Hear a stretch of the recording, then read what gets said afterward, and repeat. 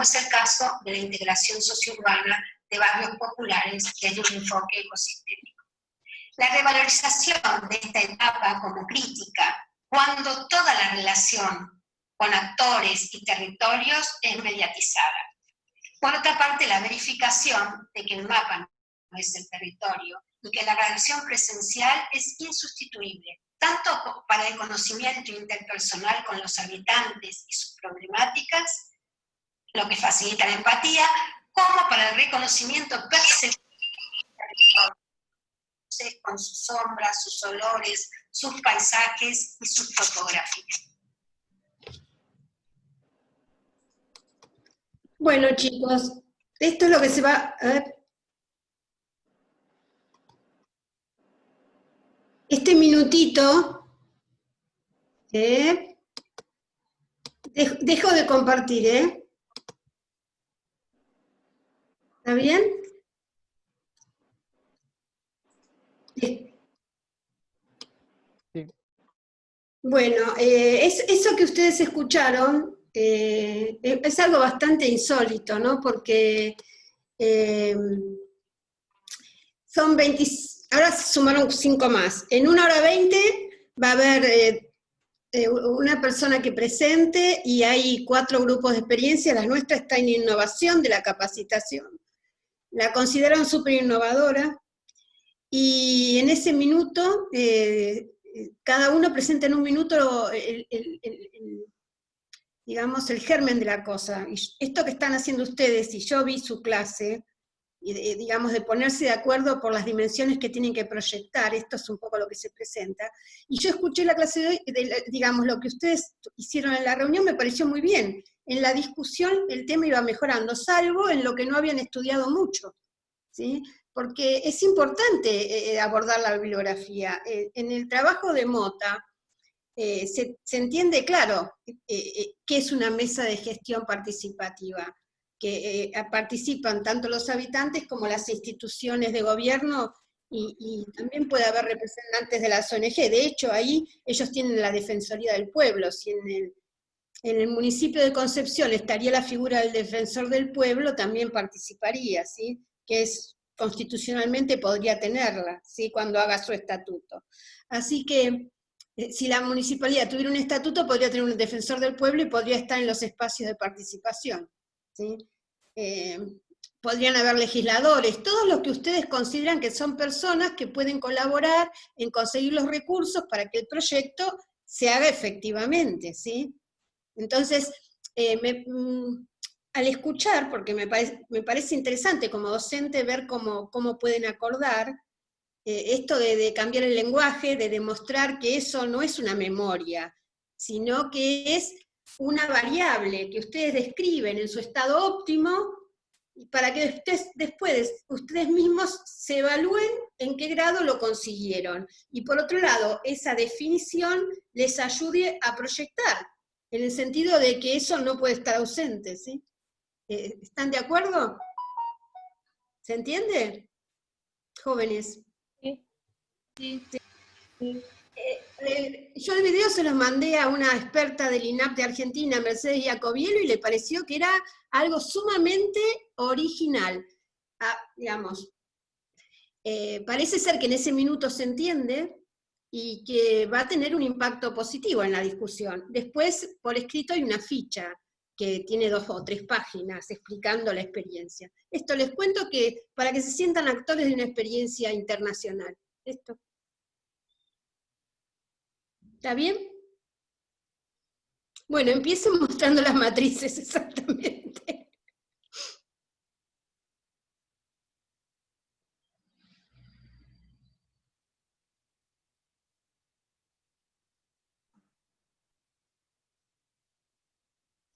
¿Quién lo comparte? Y traten de que no se pongan de acuerdo en el lenguaje, ¿no? Y intenten de que esté todo al mismo nivel, ¿no? Digamos, estoy leyendo, Triángulos del Monumento, incorporar equipamientos inmobiliarios para vecinos. Lo que ustedes van a ver si existe la incorporación. Entonces uno podría poner en pregunta, ¿existe la incorporación o incorporación de equipamientos? ¿Entendés? en el triángulo del monumento. Después, fíjense que quede linda la redacción, como un checklist de si cuando ustedes observan el proyecto, eso existe o no existe y en qué grado se cumple. Esto es una checklist, una lista de chequeo para evaluar su propia producción y ver si esa dimensión existe primero, porque podría no estar, y si está bien resuelto o mal resuelto. ¿Entienden? Entonces, cuando ustedes la describen, la tendrían que describir en el mejor nivel de resolución posible, digamos, ¿no? Si ustedes saben gentes de qué edades va a haber, entonces ustedes podrían decir distintas edades. Entonces podrían poner, según el triángulo de población, tanto porcentaje para adultos, para niños, pero bueno, como este espacio público también lo están contemplando en el tema porosidades, estaría bien tomar, sobre todo en este parte, que va a ser convocante, un poco la composición no solo del barrio, sino de toda la ciudad, ¿no? Y qué es lo que falta. Yo escuché en la discusión de hoy que decían que faltaba para adolescentes y jóvenes, niños de varias edades, ¿sí? Bueno, sigamos. ¿Quién lo cuenta? ¿En qué estado se encuentra? No. ¿En qué estado se encuentra el proyecto? Si existe, no existe, y qué calidad tiene. Ponelo qué calidad tiene lo proyectado. ¿Sí? Porque esto es para evaluar proyectos, qué calidad tiene lo proyectado. Yo la primera experiencia que hice con rúbricas fue con un curso que hice en la Universidad de Illinois, que lo publiqué también en un trabajo, Introducción a la Sostenibilidad. Nosotros con estas rúbricas nos evaluábamos entre nosotros. Yo evaluaba proyectos y otros me evaluaban el proyecto a mí. Y esto tenía que ser consistente, si era muy contradictorio. Si era muy contradictorio lo que se evaluaba y había una diferencia excesivamente grande, se veía que se mentía, y entonces se caía toda la evaluación de ese participante. Tenía que ser de verdad. Bueno, sigamos.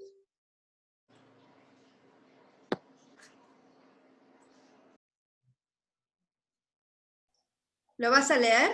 ¿Quién lee? En la parte de espacio público pusimos que en los triángulos de monumento pensábamos incorporar equipamientos y mobiliarios para vecinos de toda la ciudad y turistas que la visiten, fomentando la cultura y la información a través de un anfiteatro, centros para conocer sobre la biodiversidad de la zona y un reservorio tanto para ayudar a la escorrentía como para dar muestra de especies nativas. Además, potenciar el equipamiento existente, el food truck y la parrilla, aportándole expansiones hacia el parque. Está muy bien, muy bien. Sigamos, se entiende. Bueno, sobre el corredor verde, teniendo en cuenta un punto crítico, como lo es en el cruce de la Cañada, por debajo del acceso a la ciudad, se propone un paseo que bordea la Cañada, cruza el acceso y... Se propone, no, ya se propone, vos estás, no es una matriz de evaluación, esto es una memoria propositiva. En lugar de se propone, se aborda paisajísticamente la Cañada, o abordaje paisajístico de la Cañada. ¿Existe un abordaje paisajístico de la Cañada? ¿Entienden? Sí. Se propone una memoria, y ustedes lo que tienen es un checklist, que se puede hacer como preguntas, muchos checklists. ¿Existe un abordaje paisajístico de la Cañada? Si uno hace todo como preguntas, lo hace todo como preguntas. A veces está bien, puede ser como preguntas. O si no, digamos de alguna manera como un enunciado. Digamos, existencia de, o se aborda, ¿sí? Entonces vos ponés sí o no, se aborda, es como una pregunta implícita, se aborda paisajísticamente la Cañada, se tiene en cuenta el diseño del paisaje en la Cañada, ¿entendés? Sí.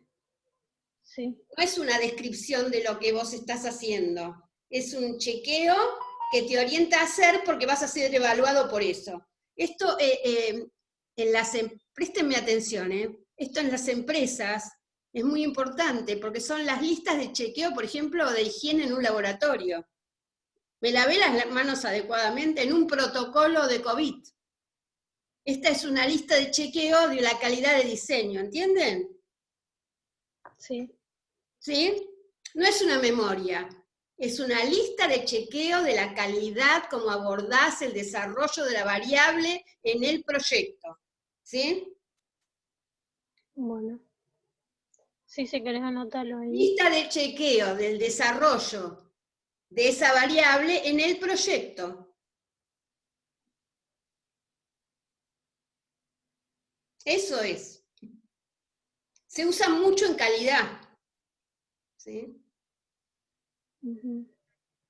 ¿Está? Sí, sí. Bueno, sigamos.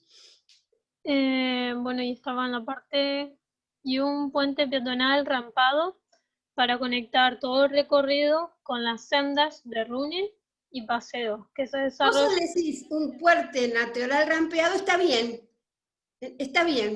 digamos, en el sentido de rampeado vos estás hablando de la accesibilidad, no podría ser algo que no fuera rampeado. Entonces, ¿cómo podemos evaluar la calidad de un nexo?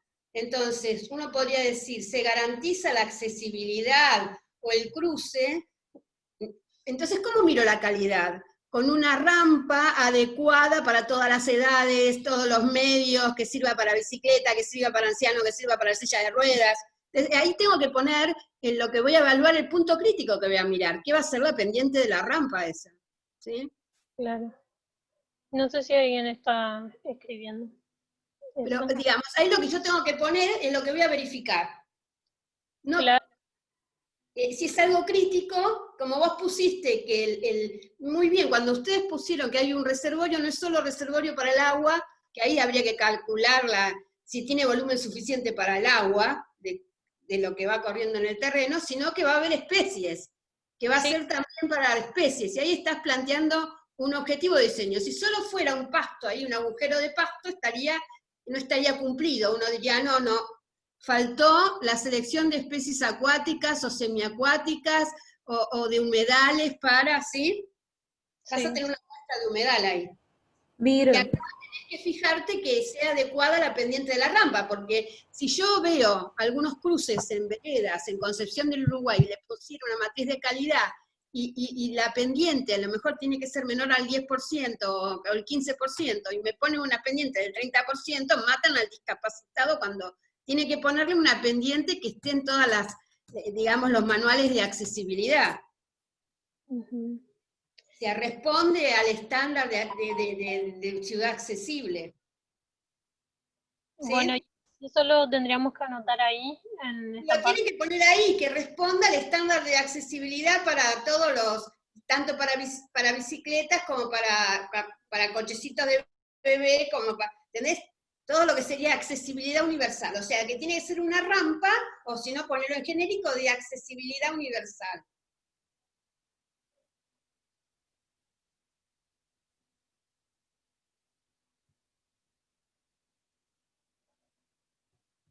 Universal. Con eso, pero bueno, con eso lo estás poniendo entre paréntesis, tenés que ponerle después la pendiente. Tienen que ver cuál es la accesibilidad universal de una rampa. Sí. ¿Sí? Sí, yo ahora lo anoto para tenerlo en cuenta como un apunte y después lo ponen el dato, va quedando muy bien, sigamos. ¿Cómo es el título de ese ítem? ¿Me quedó arriba? Espacio público. Ok. Sí. Bueno, el parque lineal comprende el recorrido de la cañada y el espacio circundante dentro del barrio de Las Mandarinas. Incorporación de especies nativas, huertas comunitarias, mobiliario y equipamiento. Eso sería un poco de... Yo ampliaría, Graciela, perdón, yo ampliaría el alcance del ítem espacio público, porque espacio público también es el tratamiento de las calles en el propio barrio. Digo, ¿no? No es solo la plaza, el parque, el corredor verde, ¿no? Es el tratamiento de las calles, el arbolado público. Tratamiento de calles barriales, arbolado público. Mobiliario urbano, es todo lo que pone la ficha de White. Claro, de la línea municipal para afuera es espacio público. Es todo lo de la guía de White. Lo tratamos como movilidad nosotros, que sigue abajo. Pero no no es- es Capaz que deberíamos cambiarlo. No es lo mismo. La calidad del espacio público, una vez que uno sale de su casa, en un barrio, digamos, en condiciones vulnerables, es fundamental y es quizá tanto más necesaria que en otros ámbitos, porque quien tiene una buena plaza cerca o un buen parque cerca, acá la idea también es dotar de grandes espacios públicos de calidad a esta zona. Pero para jerarquizar el barrio en sí, que hoy es un barrio degradado, más allá de la vivienda, es fundamental el tratamiento que le den al espacio.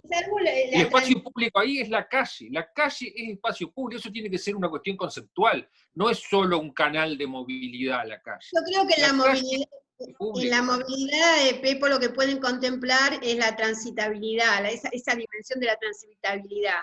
Claro, pero yo me refiero a la dimensión de la calle como espacio público, como Acá, lugar claro, y sobre todo de si están socialización, de intercambio, de actividad comercial, de pero esto sobre todo, lugar, qué sé yo.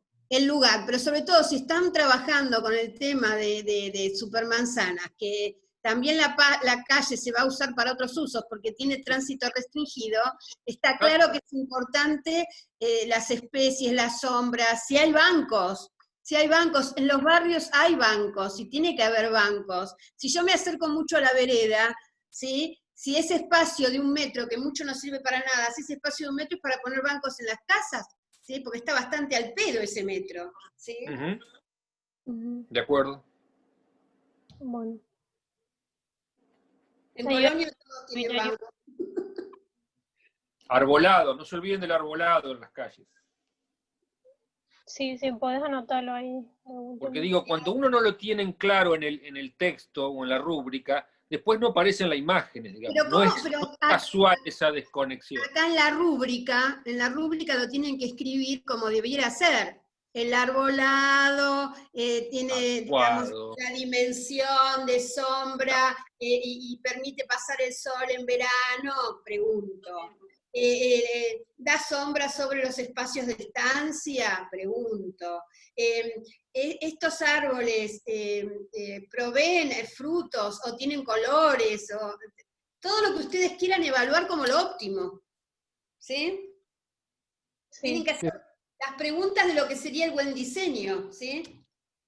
Como White hace. ¿Vieron que White dice tantas horas? Dice tantos metros de asiento. Dice que el asiento tenga tal altura, el ancho del asiento que no sea muy chico, ¿viste? Todo dice.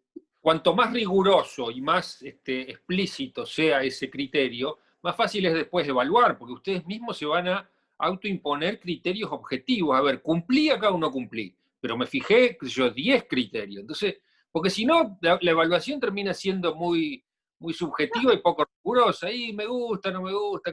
No, hay X criterios, cuanto más precisos mejor. Y los voy chequeando, voy chequeando uno a uno.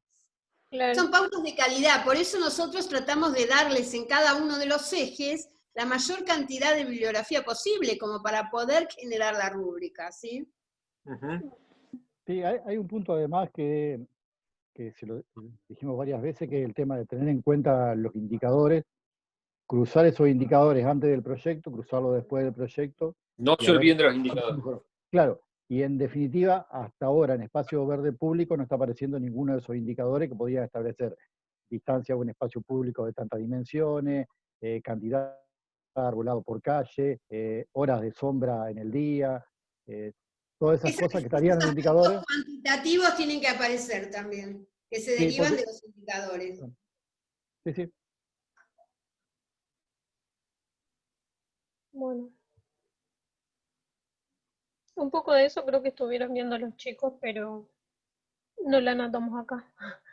Bueno, sigamos, pero ¿entienden de qué se trata este trabajo? Sí, es como si fuese un pliego de especificaciones técnicas particulares. Es como un pliego de especificaciones técnicas particulares que te permite observar el proyecto, ¿sí? Sí. Muy bien. Si querés bajar un poquito. Bueno, en movilidad pusimos trabajar en base al escenario de movilidad actualizado en 2020. En vez de trabajar, se trabaja en base al escenario, o se considera el escenario de movilidad, es considerado, ¿entendés? No es un mandato, es una observación. ¿Es considerado el escenario de movilidad? ¿Se considera el escenario de movilidad? ¿Sí? Dándole mayor protagonismo al uso del transporte público. Si quieren, pónganlos como preguntas, porque para mí facilita mucho si no lo pone como pregunta, ¿entendés? Porque vos decís, está, no está bien o está mal, ¿sí? Para poder decir si está bien o está mal es importante lo cuantitativo, ¿sí? Bueno, entonces todo, bueno, sí. Es más fácil si se pone como pregunta, ¿sí? Sí. Además de incorporar bicisendas, sendas de running y paseos peatonales, unificando el lado norte del acceso por la JJ Bruno y Avenida Sansoni, teniendo en cuenta el gran flujo de deportistas que utilizan hoy en día la Avenida Sansoni, se le da continuidad a todo el recorrido de esta manera. Entonces sería, se incorpora al diseño las bicisendas con un criterio de flujo. Bueno, escríbanlo así, ¿sí? Sí. No como memoria. Pregunta. Estudiar puntos críticos para resolver cruces seguros y así fomentar la porosidad que se propone. Entonces, ¿se han estudiado los puntos críticos? ¿Se resuelven con cruces seguros? ¿Se fomenta la porosidad? Bueno, la porosidad no sé si viene acá. ¿Por qué viene acá la porosidad? Y así fomentar. Entonces, está bien. Entonces, ¿se estudiaron los puntos críticos? ¿Se resuelven los cruces de manera segura para fomentar la accesibilidad y la porosidad en el uso de los equipamientos? La porosidad se va a dar en el encuentro de las personas de diferente clase, tipo, edad, etcétera, en esos lugares, ¿sí? ¿Está bien? Está bien que lo pongan, sí, sí. Bueno. En transitabilidad, ¿se considera la transitabilidad de los materiales? ¿Sí? La rugosidad, que no sean resbalosos, ¿sí? ¿Está bien? Sí. Pero hay que ponerlo más claro, ¿qué es lo que tenés que considerar en la transitabilidad? La rugosidad, digamos, que sea, que tenga agarre la superficie, que no sea resbalosa, que no digamos, provoque caídas, ¿sí? Para el uso que se le va a dar. Sí, se le va a dar. Claro, en la rampa, por ejemplo, se consideran, digamos, tal vez que tenga una baranda para la gente si va con silla de ruedas, ¿entendés? Sí. Y eso hay que considerarlo. Yo sí digo que tengo que tener transitabilidad, ya planteaba la accesibilidad, en la rampa va a tener que tener la pendiente adecuada, y también para poder empujarse la persona que va con silla de ruedas tiene que tener pasamanos. ¿Sí? Claro. Sí, sí. Bueno, entonces eso lo ponemos acá. En transitabilidad, está bien, sí. Y también en transitabilidad tendrían que poner la transitabilidad de las calles, ¿no? Y me parece que aquí en esto también, bueno, está bien, sí, sí, nos vamos bien. A ver, chicos, ¿estás prestando atención, Guille? ¿Pepo? Sí, sí. Bueno, vivienda, ay, espérame un segundo que entró el gato, ahí va.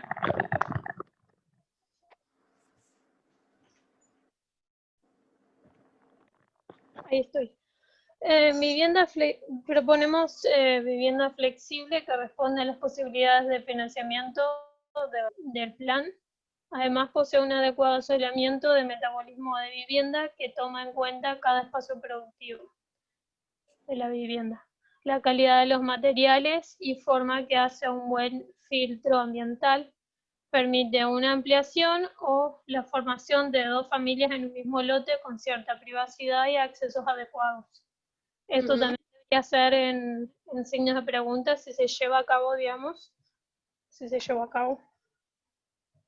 O así está bien. Cuando hablamos de metabolismo de la vivienda, también se contempla el metabolismo, el asoleamiento está bien, porque la renovación de aire y el manejo del GIRSU, de los residuos sólidos urbanos al interior de la vivienda, la recuperación del agua, el ahorro energético, todo eso tendría que ir en el metabolismo de la vivienda. Bueno. ¿Entendés? Y también cuestiones relativas al diseño vinculadas con la sostenibilidad, o sea, la compacidad, etcétera, ¿no? Y por otro lado, yo diría también el aporte del diseño de la vivienda a la calidad del espacio público, ¿no? Todo eso que charlábamos respecto de la esquina, la medianera, etcétera. La vivienda, el lote y el conjunto urbano. La relación entre parcela, tipología y manzana y su aporte al en el sentido metabolismo, ¿se tiene en cuenta el metabolismo de la vivienda en cuanto a este tema de filtro, digamos, la relación con el asoleamiento, la ventilación, digamos, el ahorro energético? Porque si yo tengo un techo de chapa sin aislamiento, no me va a servir mucho. El ahorro energético, el ahorro en el consumo de agua o la recuperación del agua. El ahorro en el consumo de energía a través de la captación de energía solar, en fin, hay un montón de... Todo eso tiene que ver con el metabolismo de la vivienda, ¿no? Y el GIRSU, digamos, si yo pienso en la vivienda, el metabolismo es lo de sus habitantes, es como la ciudad, ¿no? El flujo metabólico. Entonces, la vivienda me va a generar residuos. ¿Dejé lugar para poner los tachos? ¿Dejé lugar para que se haga el compostaje domiciliario? ¿Sí? Sí, sí, eso lo están viendo los chicos, así que habría que anotarlo. Bueno. Y aporte del diseño de la vivienda al espacio público, muy bien. Bueno. ¿Se considera la dimensión urbana que implica el diseño de la vivienda? ¿Sí? Una visión de conjunto, no solo particular, y contemplando, digamos, las situaciones especiales de esquina. Eso pónganlo ahí, porque es lo que vamos a mirar, pero ustedes lo tienen que mirar, por eso lo tienen que poner en la rúbrica. Si no, ustedes mismos después se van a evaluar mal. Eso es lo bueno de hacer la rúbrica antes. Bueno, sí. Ustedes saben que estoy sorprendida, algo que parece tan obvio el impacto que tuvo en las colegas de formación. Vamos a tener mucho éxito, chicos. Sigamos. Bueno, y en equipamiento, unificar los 4 barrios mediante cruces seguros, tener una mejor accesibilidad y abastecimiento del equipamiento mediante propuestas y mejoras de actividades que conecten los barrios, tomando como referente las isocronas, el estudio sobre el distanciamiento de equipamientos y la interacción e información que obtuvimos con Nora y Sergio, por ejemplo, lo del Centro de Inclusión Digital, la Administración Municipal, talleres, algunos, digamos, de los equipamientos que eran... Está mal, digamos, está bien la idea, pero la redacción, uno tendría que decir, en la programación e identificación de los equipamientos, en la identificación y programación, programa de necesidades, identificación y programa de necesidades de los equipamientos, ¿se han tenido en cuenta a informantes claves, a estudios de los indicadores de sostenibilidad urbana, sobre todo las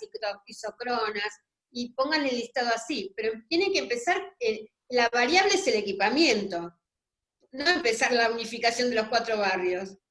Se considera que los equipamientos, se considera su accesibilidad por parte de los 4 barrios, garantizando caminos seguros, pongan lo que quiera, pero la variable es el equipamiento.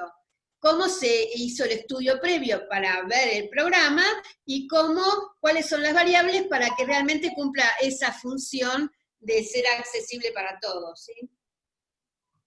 Bueno. Claro, y ahí donde empieza que dice unificar, sube un cachito, donde dice unificar los 4 barrios mediante cruces seguros, eso tiene que ver con la movilidad y el espacio público. Y cuando hablen de 4 sectores, porque en definitiva no sé si son 4 barrios distintos. Y si pertenece a 4 barrios distintos, no son un total de un barrio, sino parte de un barrio. Pues sería una parte del Bicover, una parte de Villa de las Lomas Norte, no me acuerdo cómo se llama el otro, más Mandarina, y el resto que es Mandarina, que tiene otro nombre. Claro, no son 4 barrios, ¿no? Bueno, son 4 sectores. Claro.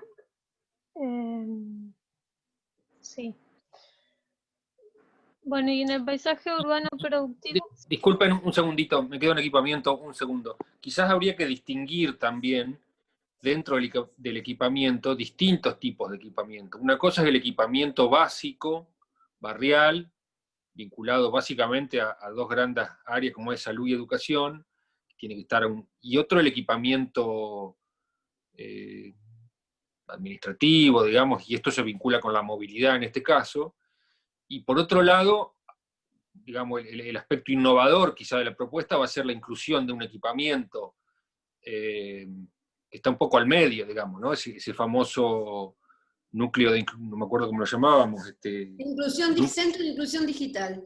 Centro de Inclusión Digital, que tiene como una escala intermedia y que aparece a su vez por su temática, por su carácter particularmente relevante e innovador en este contexto y más sobre todo en la pospandemia. Entonces ahí tienen, digamos, un aspecto interesante a enfatizar y a evaluar, digamos. Sí, pero esto evaluado en función de lo que ellos hicieron como diagnóstico, digamos, y les da, digamos, se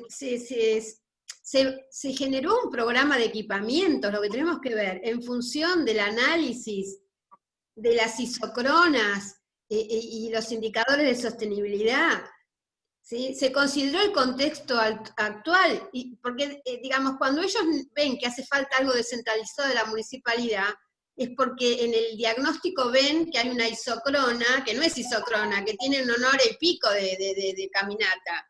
Entonces, yo creo que hay que poner, sí, esto de la pandemia está muy bien, se tiene en cuenta las condiciones actuales, donde los equipamientos tienen que estar cercanos, los más cercanos posibles, y si es posible a 15 minutos.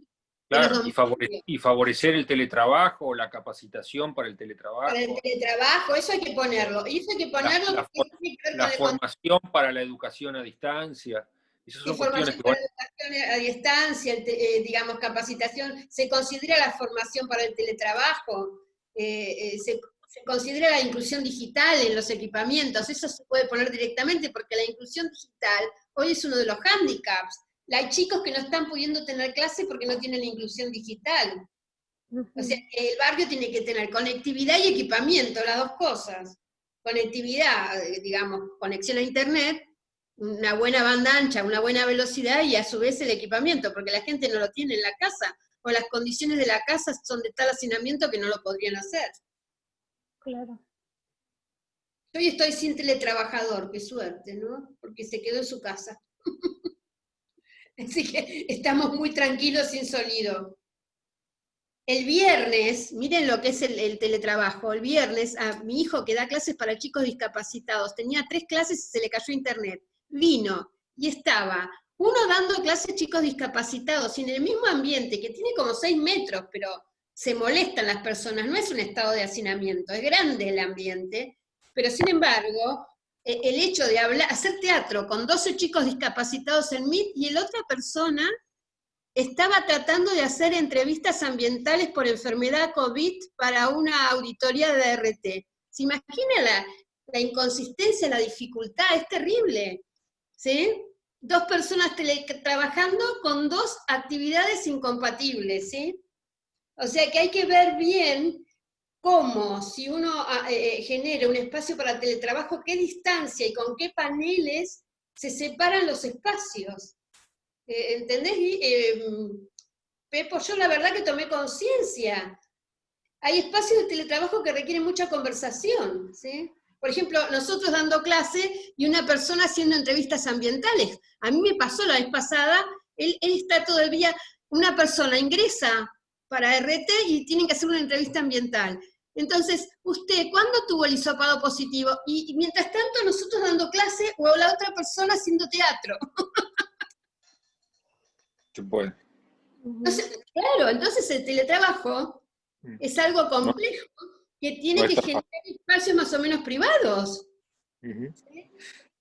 Gastón tiene un local, que era un local comercial en su planta baja, donde él hasta le puso rueditas a la laptop, y la mueve al rincón de la música, al rincón de los disfraces. Claro, está buenísimo. Pero no puede haber otra persona. Era de locos. El viernes era imposible. Yo me puse con auriculares acá, en mi lugarcito, y pero veía la locura de lo que pasaba. Y entonces Gastón decía, no, que mi hermano está teletrabajando, porque los chicos se distraían con lo que el otro decía, y él decía, no, mi hermano está dando clases de discapacitados. O sea que los espacios... Va a parecer una escena de una película.